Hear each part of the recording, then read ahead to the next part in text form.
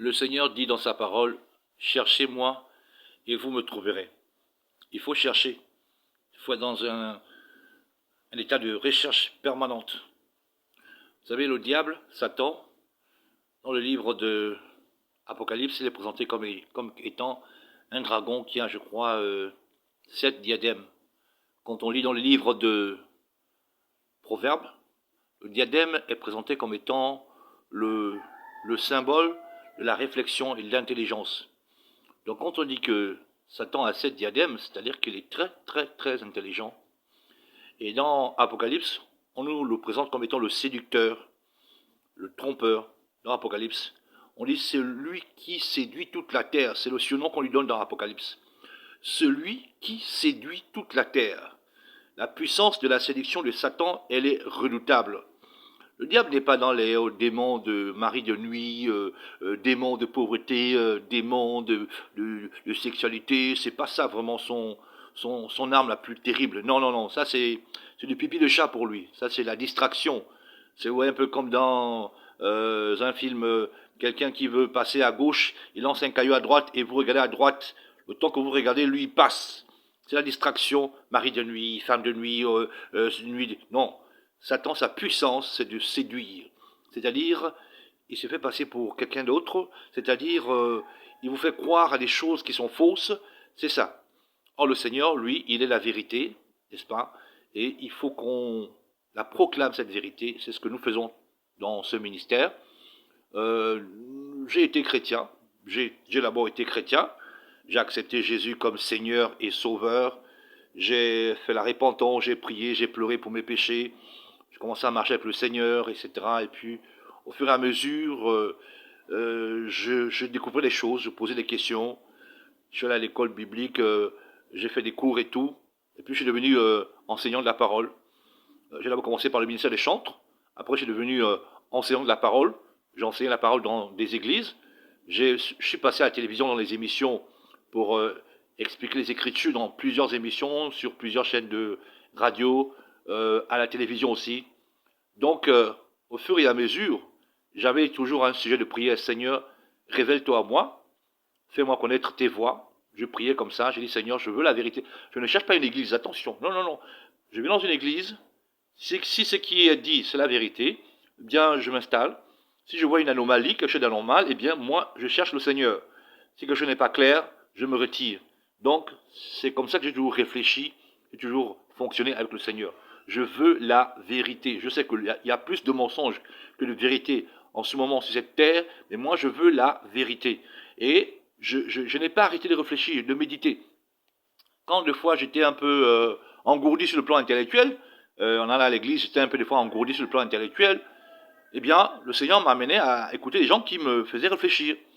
Je me rappelle la première fois que j'ai entendu parler du samba, eh bien, j'étais tout jeune, je dois avoir 17 ans, 18 ans. Je passais devant une église un samedi, une église adventiste, et quelqu'un nous a appelés, nous a interpellés, nous a parlé du samba brutalement comme ça. Eh bien, à l'époque, j'étais encore évangélique, ben, je ne comprenais rien du tout. Je me suis dit, ben, c'est quoi indigente Jésus est ressuscité un dimanche, et bien, c'est pour honorer le dimanche qu'on le fait. C'est quoi cette histoire du samedi et tout, je ne comprenais pas et tout. Hein. Voilà. Mais des années après, vraiment des années après, eh bien, je découvre que cet homme, à ce niveau-là, il avait raison. C'est le samedi, le jour que le Seigneur a consacré pour le culte, pour le louer. C'est le samedi, ce n'est pas le dimanche. Un petit effort simplement. Sortir un peu de la paresse intellectuelle. Un petit effort seulement. Et l'on apprendra que c'est l'empereur Constantin qui, voulant rendre hommage au soleil qu'il adorait, et vous savez, quand on dit qu'il adorait le soleil, c'est quelque chose qui se cache derrière le soleil. On ne peut pas adorer le soleil. On ne peut pas adorer le soleil, sincèrement. Donc quand il dit qu'il adorait le soleil, c'est quelque chose qui se cache derrière le soleil. N'est-ce pas? C'est une image. Voilà.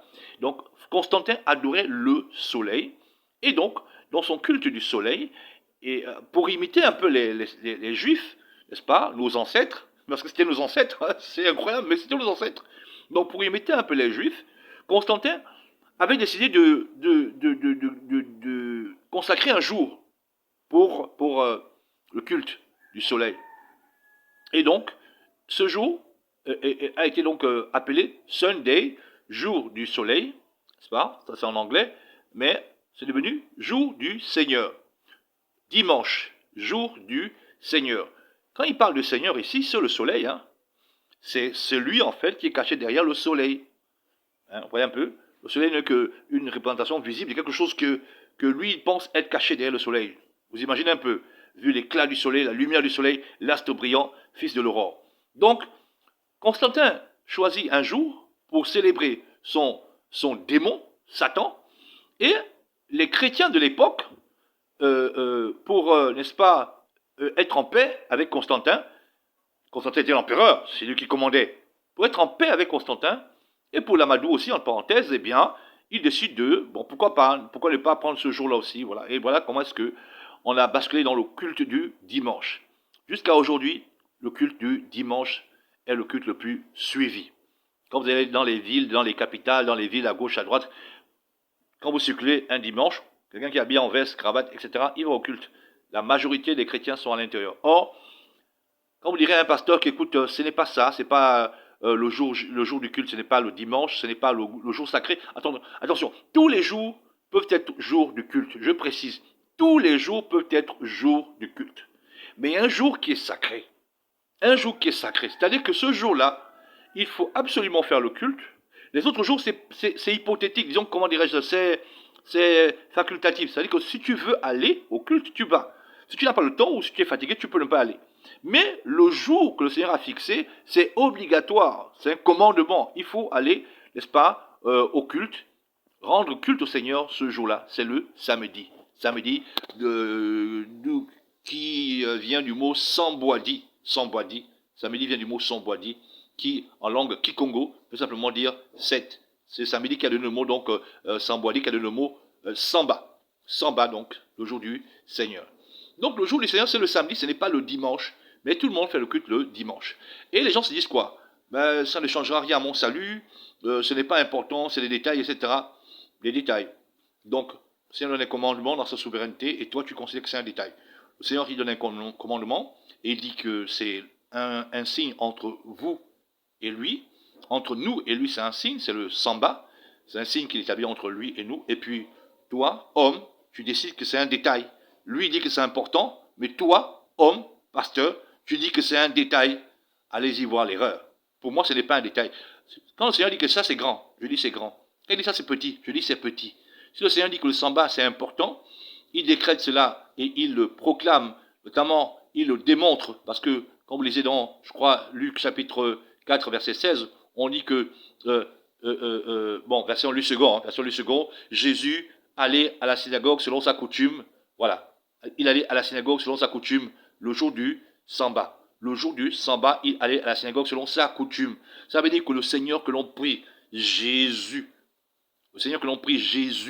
n'est-ce pas, avait comme coutume, je dis bien comme coutume, c'est pas quelque chose qu'il a improvisé lorsqu'il était grand, non, pas quelque chose qu'il est venu à l'idée quand il était grand, non, c'était sa coutume. Donc à 15 ans, à 17 ans, à 18 ans, il allait à la synagogue le jour du samba. Donc le samedi, le jour du samba, il allait à la synagogue.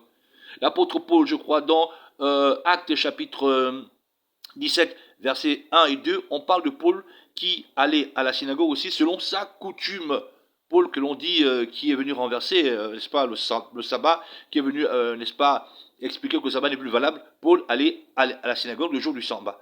Donc, vraiment, je ne sais pas comment est-ce qu'on peut persister sur cette voie-là.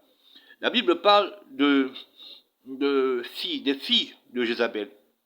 Jézabel, c'est l'église catholique romaine. Ça, il faut le dire simplement. On peut faire une démonstration, prendre des versets bibliques, etc. Machin, ça va prendre du temps.